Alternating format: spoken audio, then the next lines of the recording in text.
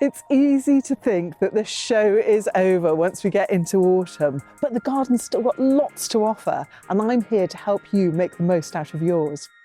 Hello, I'm Jane Moore and welcome to the STIHL October Garden Guide. I'll be here in my garden, whatever the weather, every month to share my ideas and inspiration with you, so don't forget to hit that subscribe button.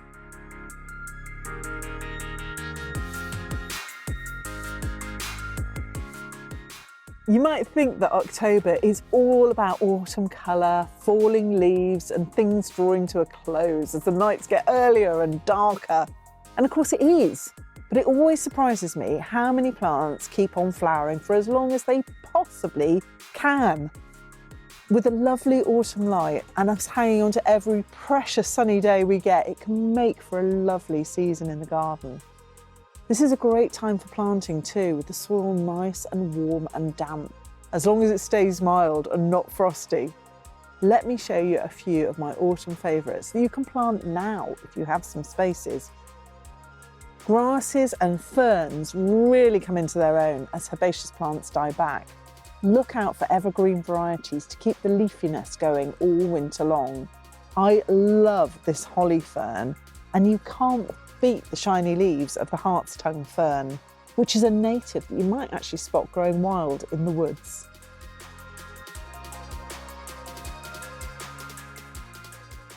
This is the perfect time of year to plant shrubs, and there are so many lovely ones to grow.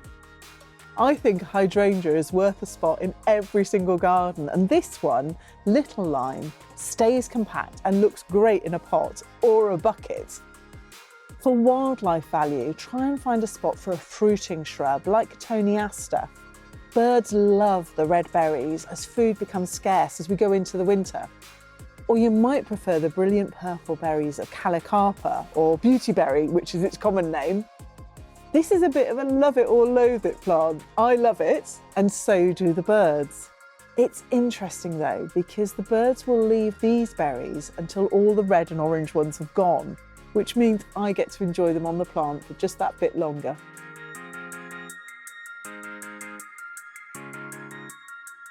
But it's not just about foliage. There is still a surprising array of flowers to enjoy. Things like sedum and verbena and asters, and this super little gaura is looking as fresh as a daisy. These plants are the late superstars of my garden, and I really wouldn't be without them. But the trick is to make sure that they get their moment in the spotlight, and that means some selective cutting back of the plants around them.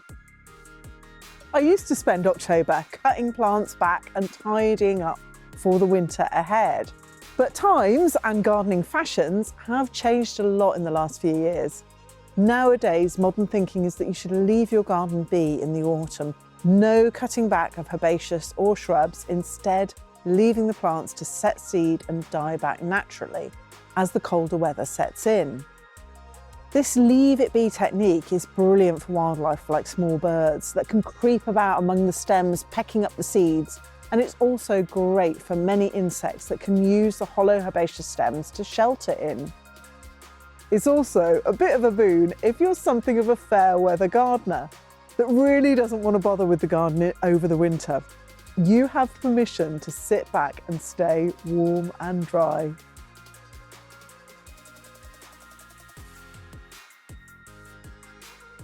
But letting it all go in my tiny garden means that I just get a bit fed up with looking at the mess. So I've hit a bit of a compromise where I cut back some plants and I'll leave others.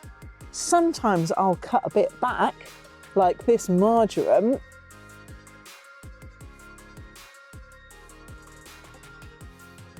and I'll leave another clump for a while longer so the birds can have the seeds. And sometimes I might leave a plant all winter long if it's looking interesting. These verbenas and lots of the grasses look great left for the entire winter season.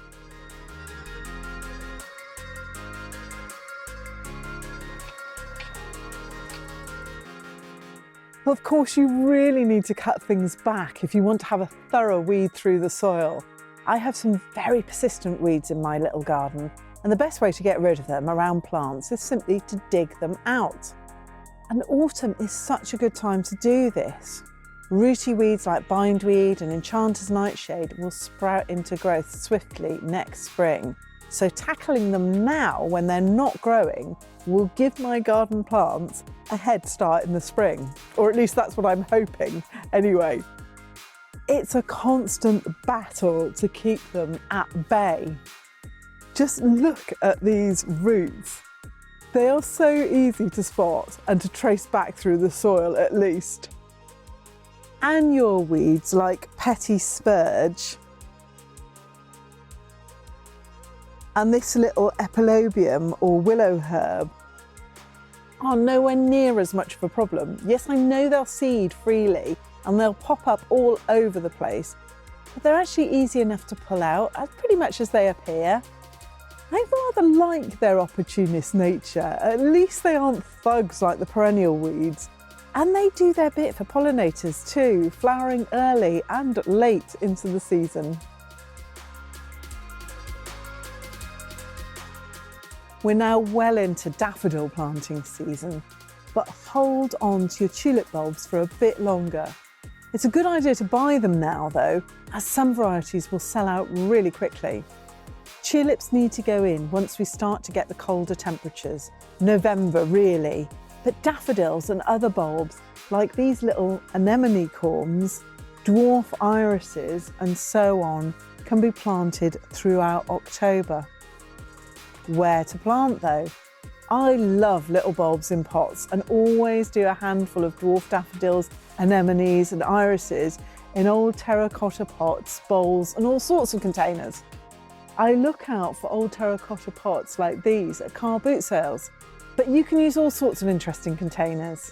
Have you used any wacky pots or planters for your bulbs or bedding plants? Post some pictures. I'd love to see your ideas. All these bulbs will give me a succession of flowers that I can dot around to brighten up my garden next spring. And I can put them on my potting table as well, so I can enjoy them from my living room window too.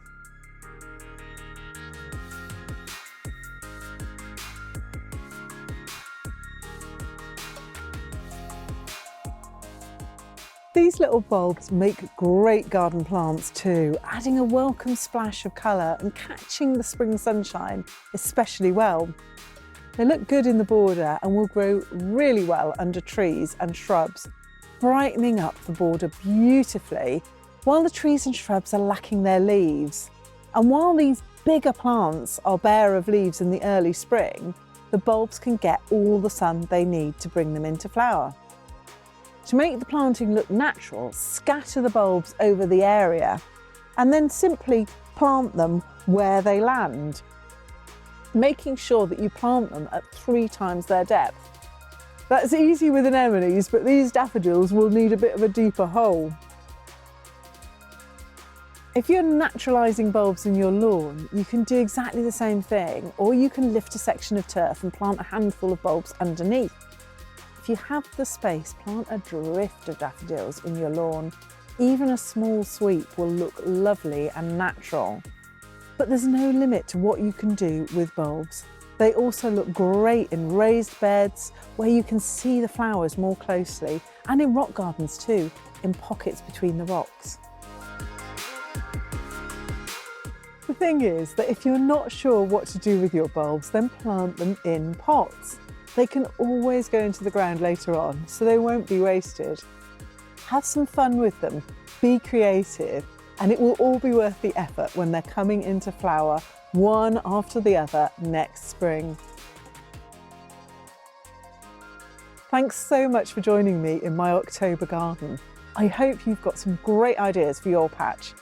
Now keep me posted with what you're up to in the comments, and don't forget to subscribe to the STIHL GB YouTube channel for more ideas in November. See you then.